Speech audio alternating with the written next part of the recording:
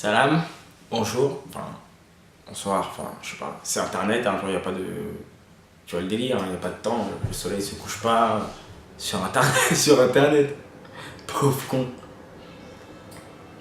Alors, ouais, c'est toujours moi, fils de Dieu, je suis là, hein, toujours avec mon cahier, bah, qu'est-ce que tu crois, attends, tu crois que la télé, c'est du direct, pourquoi pas moi? Ma chance aussi, à un moment, non, et puis je t'emmerde aussi, quelque part, tu vois ce que je veux dire? Donc, bref, je suis le fils de Dieu. Et donc, depuis mon adhésion à la communauté des gens, Hein? La communauté des gens. La communauté des gens. C'est l'élite, paraît-il. Ouais, bah, je peux te le dire, hein, moi je suis le fils de Dieu, donc je sais, tu vois. Même ce que je sais pas, je sais, ferme ta gueule. Donc, ouais, ce serait l'élite donc de votre système salaire et. De votre. Ouf, lapsus. Ce serait l'élite donc de votre système solaire et c'est un cercle fermé, ferme là, formé de gens qui s'appellent Jean. Tu vois le principe. Donc oui, il y a quelques temps, on a dû remercier les Jean-Marie ouais, suite à quelques problèmes de communication. Donc oui, ça a commencé avec... donc comment ça s'est passé l'histoire, hein? Oui, oui, ça a commencé avec Jean-Marie Le Pen, hein, chez qui on avait déjà dénoté quelques problèmes et troubles à l'ordre public qui suivaient à ses discours. C'était gênant, c'est sûr, hein. Où on a eu Bigard par la suite, Jean-Marie Sainte-Mère de Dieu, j'en passe. Et donc moi, suite à ça, j'ai fait part au cercle d'une grande nouvelle, parce que ma fille est donc en âge de rejoindre la communauté. Oui, ouais, d'ailleurs, c'est vrai. Ouais, tu me fais bien de le rappeler, je vous avais pas informé. C'est la bonne nouvelle fille, une fille. Je célèbre une fille, hein, 17 ans. Ouais, je viens de recevoir les papiers de l'avocat là, et apparemment je dois payer 40 000 euros de pension alimentaire depuis 17 ans, hein. Non, je plaisante, non. Non, 2 ans, elle a 2 ans, ouais, ouais, une fille, donc ouais, j'ai une fille. Donc oui, le fils de Dieu a une fille, Dieu est grand-père, enfin bref, vous avez compris le projet. Et donc ouais, voilà, elle était en âge d'entrer dans la communauté. Alors, bah, c'était une bonne nouvelle, hein, bien sûr.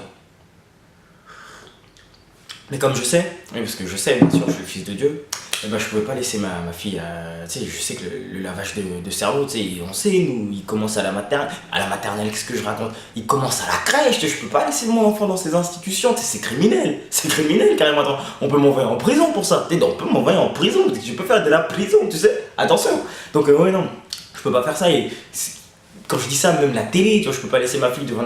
Elle peut tomber sur des programmes, après, c'est un peu technique, c'est chelou, tu vois. Moi-même, quand j'étais petit, les dessins animés, déjà, c'était bizarre, mais au moins, la connotation était pas aussi. Hein, parce que les Chevaliers du Zodiac, par exemple, ou les Olive Tom, tout ça, là, Dragon Ball Z, attends, le héros, c'est un singe. Pour ça qu'on kiffe, qu'est-ce que tu crois? Attends, mais non, aujourd'hui, c'est quoi, par exemple, un exemple, l'autre soir. Je rentre du studio. Ta gueule, non mais je raconte l'anecdote pour que tu comprennes bien. Donc l'autre soir, c'est quoi? Je rentre du studio. Je rentre du, je rentre du studio. C'est pas, je trouve la petite, elle est devant une énormité. C'était une connerie, hein. Putain, comment ça s'appelle? Dora la consommatrice. C'est quoi le dessin animé? Une lesbienne qui vit avec son chat. Il faut m'expliquer le but là, non mais moi j'avais pas compris, vraiment la vérité j'avais pas compris, donc tu sais je voulais pas éteindre après, ça fait bizarre, donc j'ai zappé de chaîne, ouais, tu veux pas éteindre, non, dans ces situations là tu veux pas éteindre, il faut pas avoir le rôle du méchant, tu veux pas le rôle du méchant, il faut laisser ça à la maman, là. Le méchant là c'est la maman, il faut pas éteindre la télé, tu zappes, donc j'ai zappé, tu vois, normal je zappe, et c'est quoi? On tombe sur Roméo et Julien. Là encore une fois j'avais pas tout capté, tu vois, je me dis attends c'est peut-être pas mon époque, peut-être que je suis à une autre, tu vois, à d'autres années-lumière, donc normal, je continue de zapper, tu sais, c'est les box, de toute façon, c'est les box, hein, de toute façon aujourd'hui tu sais t'as 30 chaînes pour les enfants, donc c'est pas je zappe et on tombe sur Robin dans le bois de boubou, je continue, bah, c'est n'importe quoi, je continue, putain 3 connes, Zizi et Robinet, la sorcière mal léchée, vraiment là j'ai commencé à avoir un doute, je me dis ouais, on est où là, qu'est-ce qui se passe, donc je me dis il doit y avoir une chaîne éducative, tu vois, comme nous il y avait les Télétubbies, toutes ces conneries, il doit y avoir une chaîne éducative, tu vois, un truc et tu vois, intelligent un peu, tu vois, qui leur dit pas aux enfants, ah, je suis une larve, je deviens un papillon. Ils sont là, ils courent, papillon. Non, bah non, pas une connerie comme ça, tu vois, un truc un peu sérieux. Alors, bah, je la trouve, et c'était inspiré, très très, trop même, trop. Et c'est quoi, c'était un dessin animé qui s'appelait l'histoire de la vie. Alors, c'est l'histoire de la vie racontée aux enfants, c'était sous forme de dessin animé, tu vois. Alors ça commence, c'était Dieu créa Adam, duquel il créa Steve. Adam et Steve vivaient dans le jardin d'Éden jusqu'au jour où Steve, trompé par le malin, entraîna Adam dans l'erreur. Bannis, c'est sur terre que furent envoyés Adam et Steve. Adam et Steve.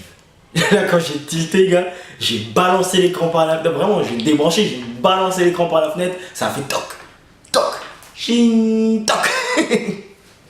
Non, mais c'est bon, on est obligé de, tu vois, passer un petit. Ils sont 3 milliards, gars. Attends, moi, j'espère contribuer à ce patrimoine. D'ailleurs, ouais, mes enfants, il faut un métis de chaque sorte. Mais dans les Chinois, il m'en faut 3. 3, parce qu'il y a vietnamien, il y a vietnamien. Ouais, non, mais pas vietnamien non plus, tu vois. Donc il y a vietnamien, coréen et chinois. Non, mais c'est différent parce que japonais, on n'en veut pas de ça. On en veut pas. Donc c'est ouais, c'est trois, c'est différent, c'est différent. Donc il faut faire attention. Mais ouais, non, mais c'est vrai parce que les Chinois, il y a que les Chinois qui sont sérieux en vérité quand tu regardes. Ouais, tu crois que je blague? Non, la vérité, il y a que les Chinois qui sont sérieux. Aujourd'hui, tu nais aujourd'hui là, tu nais. T'as une chance sur 3 de naître avec un micro-pénis. Une chance sur 3 de naître jaune. Et si t'es femelle, t'as 50% de une chance sur 3 que tu finisses dans un M. Tu vois ce que je veux dire? Tu vois le projet? Non mais c'est bien établi, c'est préparé bien avant que tu naisses. 50 ans avant la naissance du chinois, ils sont déjà prêts. Tu vois ce que je veux dire? Parce que, le saviez-vous? Un M sur 2 est composé à 72% de chair humaine, femelle, cantonaise ou pékinoise, suivant la région. Vous savez, c'est statistique, parce que le reste est à 66,6% fourré au pékinois. Bien sûr, il s'agit là du chien et non pas du mâle chinois qui peuple cette jungle qu'est la ville de Pékin. Non mais c'est comme ça. Alors finir sur une punchline, comme on m'a toujours dit, qu'est-ce qui pourrait me venir là maintenant? Quel est le comble pour un séropositif? C'est de se faire du mauvais sang.